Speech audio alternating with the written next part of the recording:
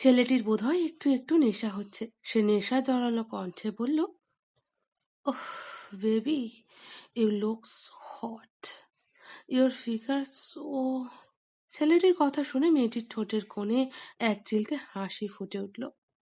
Come on baby. ছেলেটি নিজের থাইয়ের উপর হালকা চাপড় দিয়ে বলল। ছেলেটির দৃষ্টি দেখে মেয়েটির বুঝতে বাকি নেই যে সে কি চায়, কিন্তু ছেলেটি জানে না যে সে নিজের বিপদ নিজেই ডেকে আনছে। মেয়েটির উজ্জ্বল ফর্সা গায়ের রং দেখতেও একেবারে রূপসী। এই রূপ যে কোনো পুরুষের মাথা ঘুরিয়ে দিতে সক্ষম। শরীরের প্রতিটি বাঁক যেন নিখুঁতভাবে গড়েছেন সৃষ্টিকর্তা। পরনে তার কালো রঙের শিফন শাড়ি, সাথে স্লিভলেস ব্লাউজ। মেয়েটির হাসি মুখে ছেলেটির কাছে গেল, হাতে তার ড্রিঙ্কসের গ্লাস। মেয়েটি ছেলেটির থাইয়ে বসে। ছেলেটি এক হাতে মেয়েটির কোমর জড়িয়ে ধরে, গলায় ঠোঁট ছোঁয়ায়।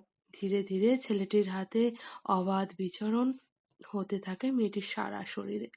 শাড়ির আঁচল তো সেই কখন নিচে পড়ে গিয়েছে।